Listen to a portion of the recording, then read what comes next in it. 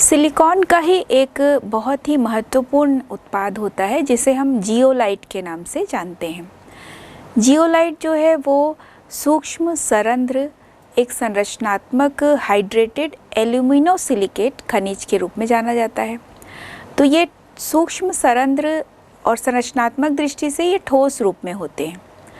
तो इसमें जो SiO2 है उसका एक त्रिविमीय जालक होता है जिसमें सिलिकॉन परमाणु एल्युमिनियम के द्वारा रिप्लेस होता है। तो इस प्रकार से पूरा जो एक संरचना है वो एल्यूमिनोसिलिकेट का बनता है। तो वास्तव में ये जो जियोलाइट है ये वर्णात्मक उत्प्रेरक के रूप में भी उपयोग में लाए जाते हैं, जैसे जल की कठोरता वगैरह दूर करने में इसका प्रयोग किया जाता है। और ये जो सिलिकेट है इसकी संरचना बहुत जटिल होती है। तो इसमें जो सिलिकॉन आयन होते हैं वो एल्युमिनियम आयन के द्वारा प्रतिस्थापित होते हैं। तो Si4+ जो है वो एल्युमिनियम 3+, दो अलग अलग प्रकार के आयन हम देख रहे हैं यहाँ पे, Si4+ और एल्युमिनियम 3+, दो अलग अलग आयन हैं, दोनों की संयोजकता अलग अलग है। तो इनकी संयोजकताओं को जब संतुलित किया जाता है तो उसको संतुलित करते समय इसमें कुछ जो धात्विक आयन हैं जैसे सोडियम, मैग्नीशियम, कैल्शियम, ये सारे आयंस भी आते हैं इसको बैलेंस करने के लिए। तो इस प्रकार ये जो जियोलाइट है वो विद्युतीय रूप से उदासीन हो जाता है। जियोलाइट का जो सूत्र है, सामान्य सूत्र, वो इस प्रकार से लिखा जाता है mx/n AlO2 whole x SiO2 whole y dot ZH2O। तो इस प्रकार ये जो संरचना है जिसमें एल्युमिनियम भी है, सिलिकॉन भी है और जल का अणु है, और M यहाँ पर धातु आयन के रूप में होता है। तो अलग अलग हम देखेंगे, जो M है वो धातु आयन है, N जो है वो धातु धनायन पर जो आवेश है उसको बताता है, और Z जल अणुओं की संख्या को बताते हैं। जो धातु धनायन है वो हमने देखा कि संयोजकताओं में जो अंतर आता है एल्युमिनियम और सिलिकॉन उसको बैलेंस करने के लिए है। तो उसमें सोडियम, मैग्नीशियम और कैल्शियम, इन आयनों का प्रयोग किया जाता है, और इन्हीं आयनों की वजह से ये जो जियोलाइट है इसका प्रयोग जल की कठोरता को दूर करने में किया जाता है। तो कई सारी अभिक्रियाओं में इसमें उपस्थित जो कैविटी होती है, चैनल होती है, वो हम आगे देखेंगे कैसे बनती है। तो ये जो चैनल्स हैं, कैविटी है, उनकी संरचना और जो अभिकारक और उत्पाद हैं उनके आधार पर इसका जो उपयोग है जियोलाइट का वो निर्भर करता है। जियोलाइट का जो निर्माण होता है उसमें भाग लेने वाले जो धातु धनायन है, सोडियम, पोटेशियम या कैल्शियम, ये जियोलाइट में प्रेजेंट जो जल योजित अणु होते हैं, मतलब जल के अणु जो जुड़े होते हैं, और उसमें जल की कठोरता को दूर करने के लिए ये आयन एक्सचेंजर के रूप में भी प्रयोग में लाए जाते हैं। और यहाँ पर जो सिलिकेट आयन के जो 24 यूनिट हैं, तो वो जियोलाइट जब बनता है तो उस समय ये 24 यूनिट आपस में जुड़ जाते हैं और जुड़कर एक ब्लॉक जैसी संरचना का निर्माण कर लेते हैं, और ये जो संरचना बनती है वो घनीय अष्टफल की ब्लॉक का रूप ले लेती है, जिसे हम बी केज के नाम से भी जानते हैं। और इस प्रकार से कई सारे यूनिट्स जब आपस में जुड़ते हैं तो जियोलाइट की एक त्रिविमीय संरचना का निर्माण होता है। और ये जो ब्लॉक होते हैं यही जब आपस में जुड़ते हैं और कई रिंग इसके जो आपस में जुड़ते हैं उस समय ये 3 डायमेंशनल और 2 डायमेंशनल जो जियोलाइट है उसका निर्माण होता है। जब निर्वात में इसे गर्म किया जाता है तो जियोलाइट में जो जल के अणु जुड़े हुए हैं वो यहाँ पर हटने लगते हैं और ये निर्जलीय हो जाते हैं, और जहाँ जहाँ पर जियोलाइट में जो जल के अणु थे वो जल के अणु हट जाते हैं और उन जगहों पर रंध्र बन जाता है, और इसी वजह से ये सरंध्र हो जाते हैं, मतलब इसमें ये रंध्र युक्त एक ठोस संरचना का रूप ले लेते हैं, और इसी रंध्र युक्त ठोस संरचना के कारण ही इसका प्रयोग उत्प्रेरकों के रूप में किया जाता है। वास्तव में जो जियोलाइट है वो एक पिंजरे जैसी संरचना होती है। इसमें जो पिंजरे जैसी संरचना है इसमें कई सारे रंध्र होते हैं, और इसमें जो रंध्रों का आकार होता है वो 200 पिकोमीटर से 740 पिकोमीटर तक का होता है, और ये चेंज भी हो सकते हैं, इनके बीच में इनके आकार का मान जो है वो बदल भी सकता है। और इसी आकार की विशिष्टता के कारण इसका प्रयोग अलग अलग अभिकारकों में, अलग अलग अभिक्रियाओं में जो रंध्र की उपस्थिति के कारण यहाँ पर जो रिएक्शन होता है या जो अणु है वो अवशोषित होंगे इन्हीं रंध्रों के आकार के आधार पर। तो यदि अभिकारक अणु अधिक बड़े आकार के होते हैं तो वो इन रंध्रों में प्रवेश नहीं कर पाएंगे, और यदि छोटे आकार के होंगे तो ये रंध्रों से फिसल जाते हैं। तो इस वजह से ये जियोलाइट को आकृति वर्णात्मक उत्प्रेरक के रूप में भी कहा जाता है, क्योंकि यदि अभिकारक अणु का आकार बड़ा होगा तो वो उसमें प्रवेश नहीं कर पाएगा रंध्र में, और छोटा होगा तो वो रंध्र से आसानी से निकल जाता है। तो यहाँ पर जियोलाइट बहुत ही स्पेशल तरह का एक आकृति वर्णात्मक उत्प्रेरक की तरह कार्य करता है। जो महत्वपूर्ण एक जियोलाइट है जिसका प्रयोग प्रायः किया जाता है वो है सोडियम एल्यूमिनो सिलिकेट जियोलाइट। इसमें जो सरल हाइड्रोकार्बन होते हैं उनको तो यह अवशोषित कर लेता है, क्योंकि उसके अणु इनके रंध्रों के साथ ठीक ठीक एडजस्ट हो जाते हैं। लेकिन कुछ छोटे आकार होते हैं शाखित हाइड्रोकार्बन के, उसका, और जो बड़े आकार के कुछ एरोमेटिक हाइड्रोकार्बन होते हैं वो इनके रंध्रों में ठीक ठीक समायोजित या एडजस्ट नहीं हो पाते हैं।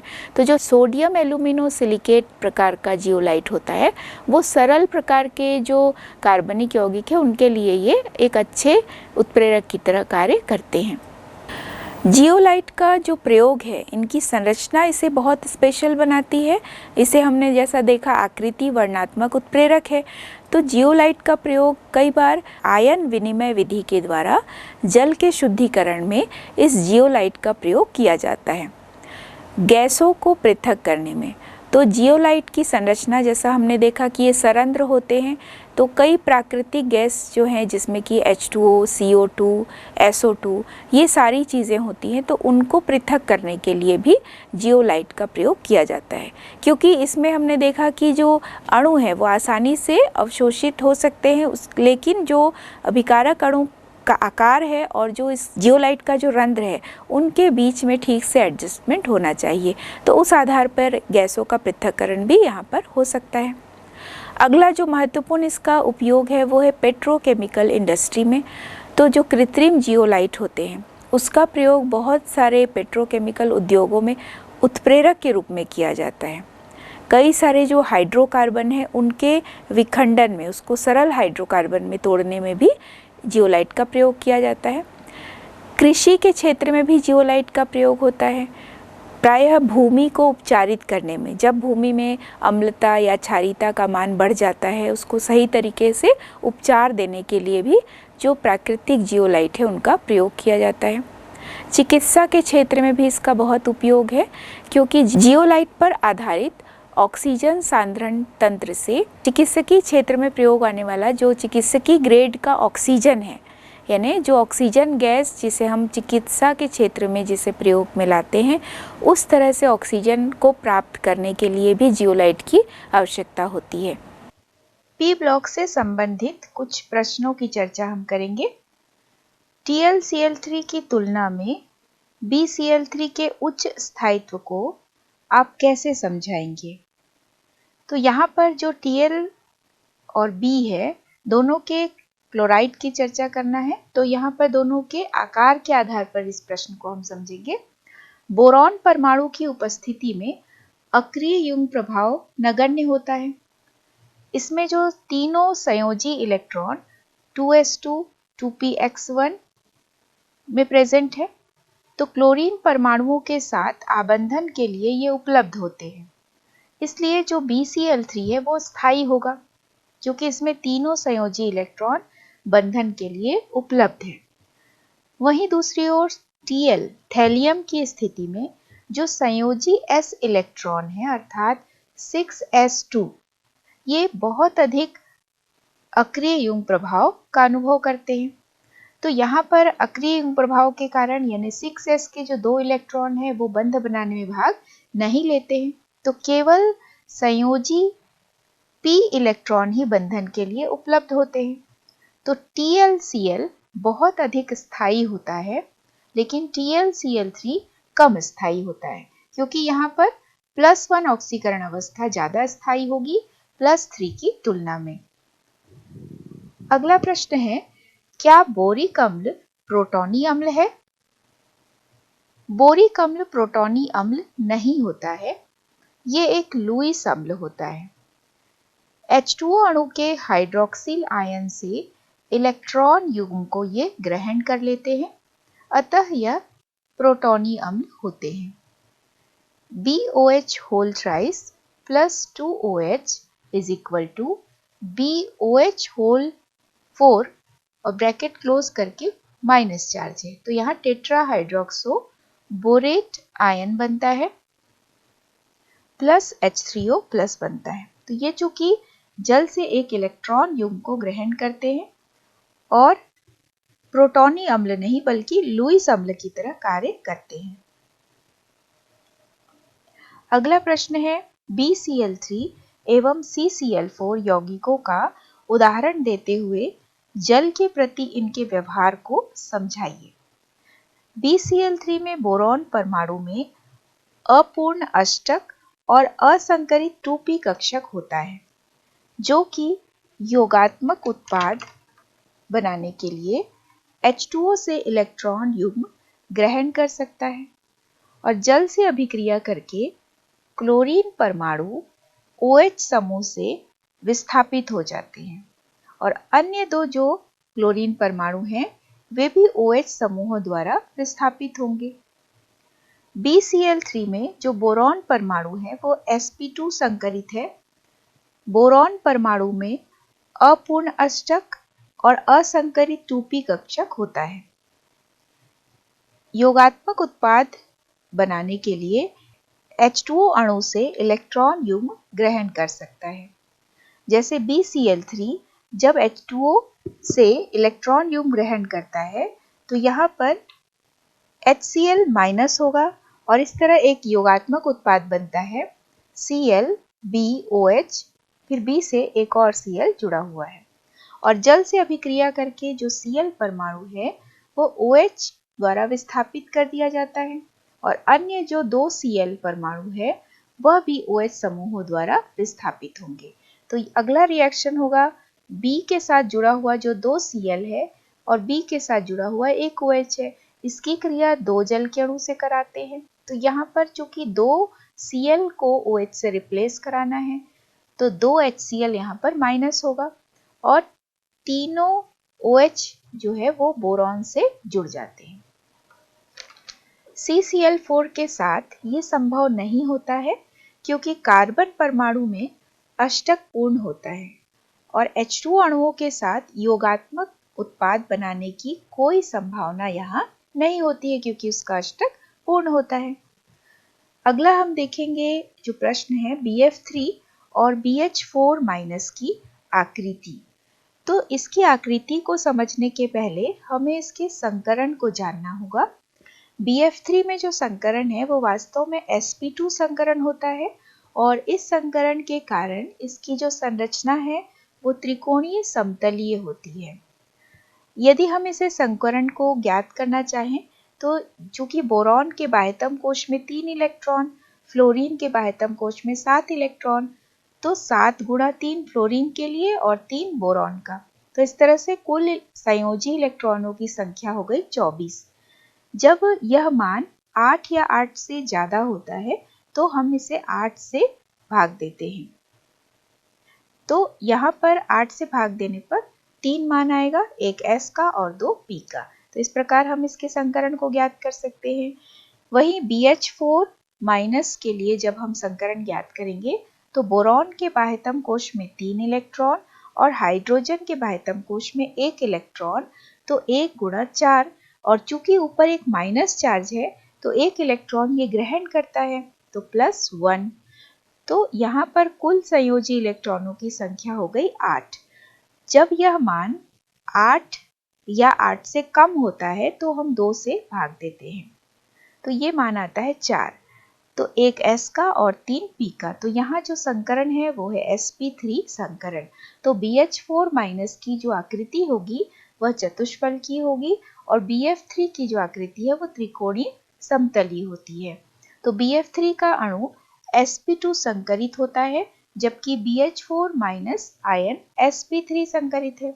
BF3 में बोरॉन के 3 सिग्मा बॉन्ड बनाते हुए दिखाई देते हैं, जबकि BH4- पे बोरॉन 4 सिग्मा बंध बना रहा है।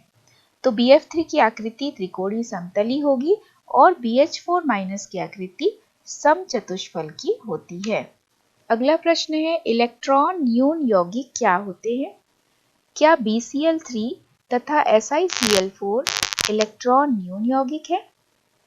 इलेक्ट्रॉन न्यून यौगिक ऐसे यौगिक होते हैं जिनमें अणुओं में उपस्थित जो केंद्रीय परमाणु है उनमें एक या एक से अधिक इलेक्ट्रॉन युग्म ग्रहण करने की प्रवृत्ति हो। इसे हम इलेक्ट्रॉन न्यून यौगिक या इसे हम लुईस अम्ल भी कह सकते हैं। BCl3 और SiCl4 दोनों ही इलेक्ट्रॉन न्यून हैं, क्योंकि बोरॉन परमाणु में एक रिक्त 2p कक्षक होता है और सिलिकॉन परमाणु में रिक्त 3d कक्षक होता है।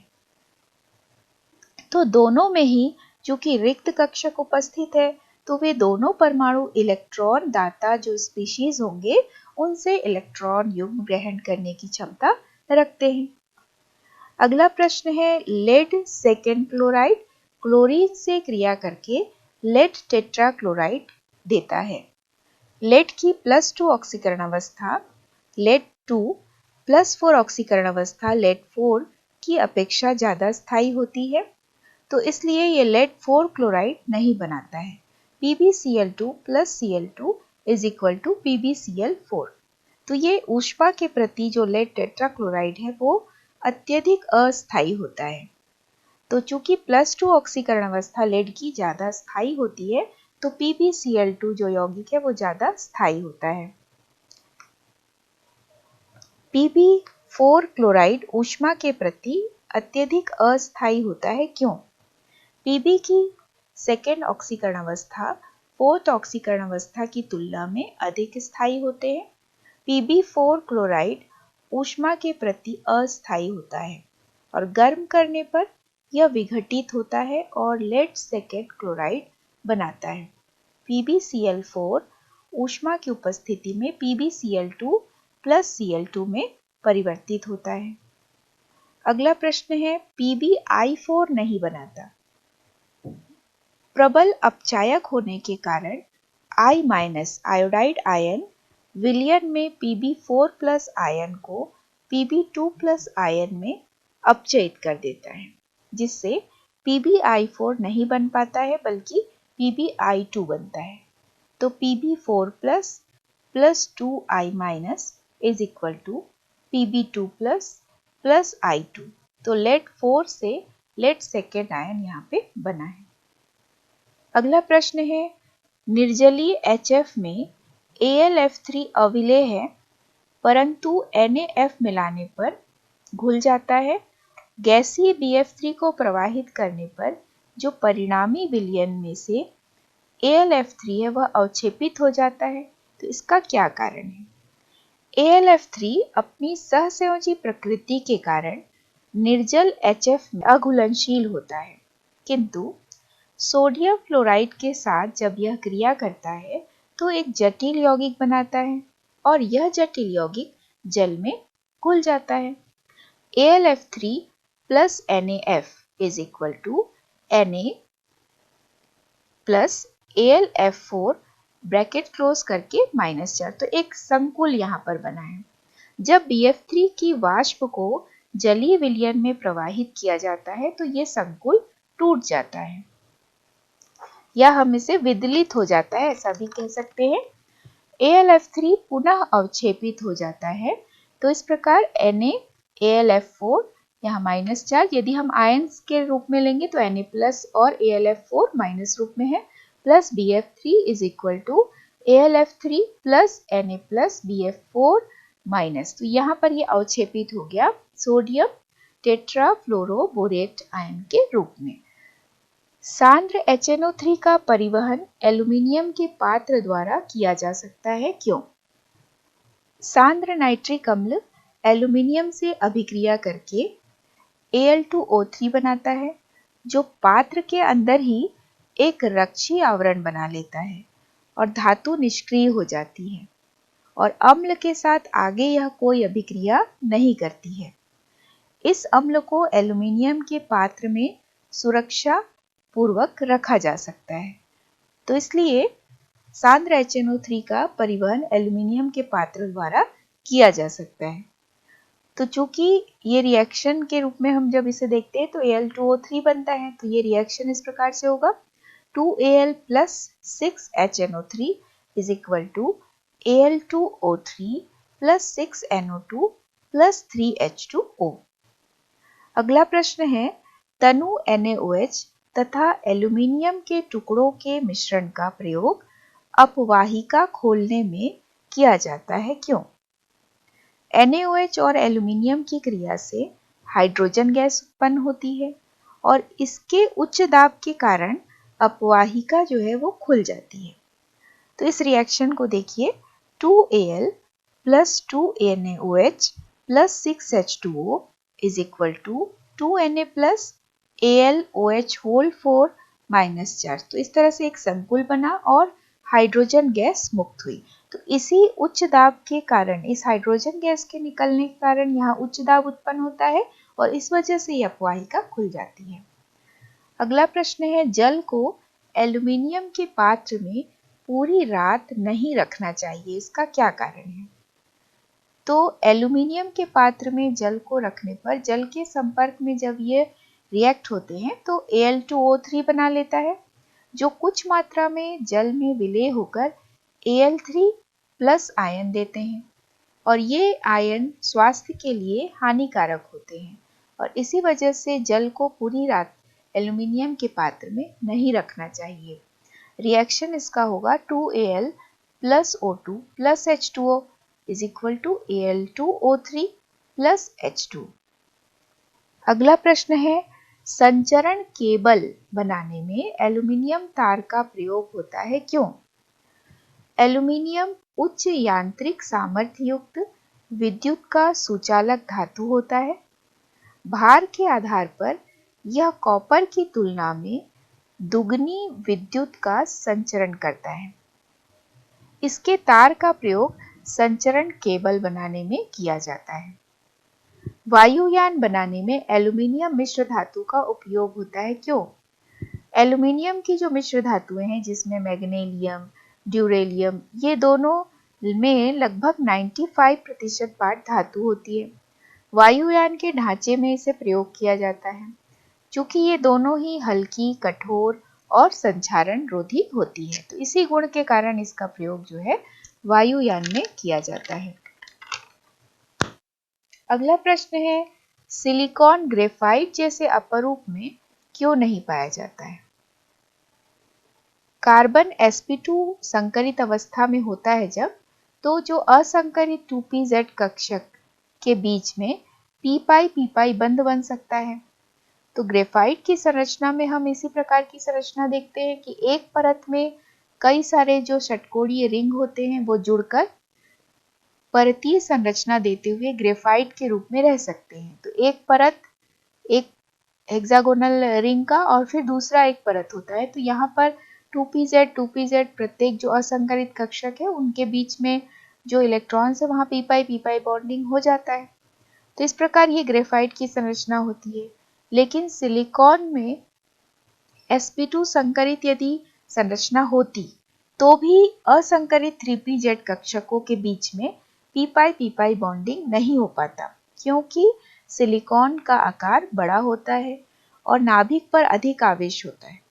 तो 3pz कक्षकों का यहाँ पर पार्श्व अतिव्यापन नहीं हो पाता है।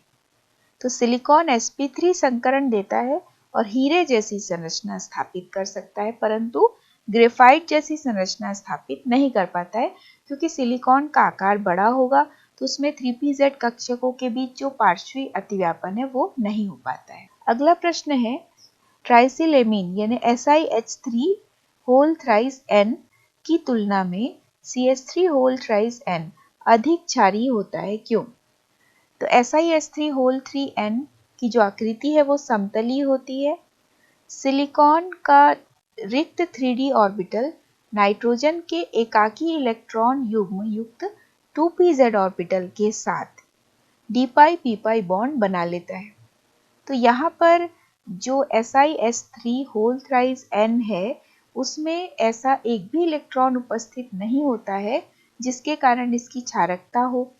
तो इसलिए ट्राइसेलिल जो एमीन है, इसकी क्षारकता ट्राइमेथाइल एमीन की तुलना में कम होती है, क्योंकि ट्राइमेथाइल एमीन में नाइट्रोजन के पास एकाकी इलेक्ट्रॉन युग्म प्रेजेंट होता है जो दूसरों को देता है और ये क्षारीय गुण अधिक प्रदर्शित करने लगता है। कार्बन मोनोऑक्साइड के विषैले होने का एक कारण आप बताइए। तो यहाँ हम देखते हैं कि रक्त में जो हीमोग्लोबिन होता है वो ऑक्सीजन के साथ क्रिया करके ऑक्सी हीमोग्लोबिन बनाती है। तो haemoglobin plus oxygen is equal to oxyhaemoglobin. Carbon monoxide बहुत अधिक विषैली होती है और के विषैले होने के कारण रक्त में उपस्थित हीमोग्लोबिन के साथ संयोग करने की प्रवृत्ति के कारण ये कार्बोक्सी हीमोग्लोबिन बना लेता है। कार्बोक्सी हीमोग्लोबिन अंदर खींची गई ऑक्सीजन को शरीर के विभिन्न भागों तक ले जाने में बाधा उत्पन्न करता है और इससे दम घुटने लगता है और अंत में मृत्यु भी हो सकती है। तो haemoglobin plus CO is equal to carboxy haemoglobin. इससे हम समझ सकते हैं कि कार्बन मोनोऑक्साइड हीमोग्लोबिन की रक्त परिवहन की क्षमता को कम कर देती है। बोरॉन एवं सिलिकॉन के बीच विकर्ण संबंध पाया जाता है। बोरॉन 13वें समूह का सदस्य है और अपने ही अगले आवर्त यानी 14वें समूह के सदस्य सिलिकॉन के साथ ये विकर्ण संबंध दर्शाते हैं। तो यहाँ पर कौन कौन से ऐसे गुण हैं जो इसके समान हैं, इसको हम देखेंगे। बोरॉन एवं सिलिकॉन दोनों प्रकृति में स्वतंत्र अवस्था में नहीं पाए जाते, केवल ये ऑक्सी यौगिकों के रूप में ही पाए जाते हैं, जैसे बोरॉन बोरेट के रूप में और सिलिकॉन सिलिकेट के रूप में पाए जाते हैं। दोनों अधातु हैं तथा अपरूपता प्रदर्शित करते हैं। दोनों के गलनांक उच्च होते हैं। दोनों विद्युत के कुचालक हैं। बोरॉन एवं सिलिकॉन दोनों ही धन आयन नहीं बनाते हैं। बोरॉन और सिलिकॉन दोनों के ऑक्साइड को मैग्नीशियम के द्वारा अपचयन करके प्राप्त किया जा सकता है। B2O3 plus 3Mg is equal to 3MgO plus 2B, SiO2 plus 2Mg is equal to Si plus 2MgO। Boron एवं सिलिकॉन दोनों कई प्रकार के सहसंयोजक हाइड्राइड बनाते हैं और इनके हाइड्राइडों में भी गुणों में समानता देखने को मिलती है, जैसे बोरोइथेन, सिलिकोइथेन, बोरोब्यूटेन, सिलिकोब्यूटेन। बोरॉन एवं सिलिकॉन के हैलाइड जल अपघटित हो जाते हैं। बोरॉन एवं सिलिकॉन दोनों ही उच्च ताप पर नाइट्रोजन के साथ संयोग करते हैं और करके ये नाइट्राइड बना सकते हैं, जैसे 2B plus N2 is equal to 2Bn और सिलिकॉन नाइट्रोजन के साथ क्रिया करेगा तो Si plus 2N2 is equal to SiN4। दोनों कार्बन के साथ उच्च ताप पर कार्बाइड बनाते हैं और दोनों ही कठोर होते हैं और दोनों का प्रयोग कांच काटने में किया जा सकता है। कुछ इस तरह के भी प्रश्न होते हैं कि यदि एक लवण है जो निम्न परिणाम देता है तो आपको यहाँ पर लवण को पहचानना होगा। जैसे यदि X लवण है जो निम्न परिणाम देते हैं तो इसमें पहला दिया है, इसका जलीय विलयन लिटमस के प्रति क्षारीय होता है। तीव्र गर्म किए जाने पर कांच के समान ठोस में बदल जाता है। तीसरा है, जब X के गर्म विलयन में सांद्र H2SO4 मिलाया जाता है तो एक अम्ल Z का श्वेत क्रिस्टल प्राप्त होता है। तो इस प्रश्न में आपको X, Y और Z ये तीनों ही पहचानना है। कुछ लक्षण दिए हुए हैं तो यहाँ हमें समझना है कि चूंकि ये गर्म करने पर एक कांच के समान एक ठोस में परिवर्तित होता है, अर्थात ये बोरेक्स है। तो बोरेक्स का फॉर्मूला है Na2B4O7.10H2O, तो X यहाँ पर बोरेक्स होगा। बोरेक्स के जलीय विलयन को हम देख रहे हैं कि क्षारीय प्रकृति का होता है जो लाल लिटमस को नीला कर देता है। तो इसके रिएक्शन को हम लिख सकते हैं Na2B4O7 plus 7H2O is equal to 4H3BO3 plus 2NaOH। तो H3BO3 जो बोरिक अम्ल है वो ये दुर्बल अम्ल होता है और NaOH यहाँ पर प्रबल क्षार की तरह कार्य करता है। बोरेक्स को जब सांद्र H2SO4 के साथ अभिक्रिया करते हैं तो बोरिक अम्ल बनता है और एक सफेद क्रिस्टल Z के रूप में प्राप्त होता है। तो Na2B4O7 plus H2SO4 plus 5H2O is equal to sodium sulphate plus H3BO3। तो ये Z प्राप्त हुआ H3BO3 का Y के रूप में प्राप्त होता है Na2B4O7, क्योंकि इसमें से जल काणु निकल गया है पूरा, तो ये यहाँ पर जल के अणु को त्याग करके एक क्रिस्टल जैसी ठोस संरचना में परिवर्तित हो गया। और चूंकि स्टार्टिंग जो इसका मटेरियल है वो है X, जिसे हम बोरेक्स के नाम से जानते हैं, Na2B4O7.10H2O। तो इस तरह से प्रश्न में जिसमें X लवण को पहचानने के लिए और X लवण की विभिन्न अभिक्रियाओं को दिया गया है और उसमें Y और Z को पहचानने के लिए भी आ सकता है।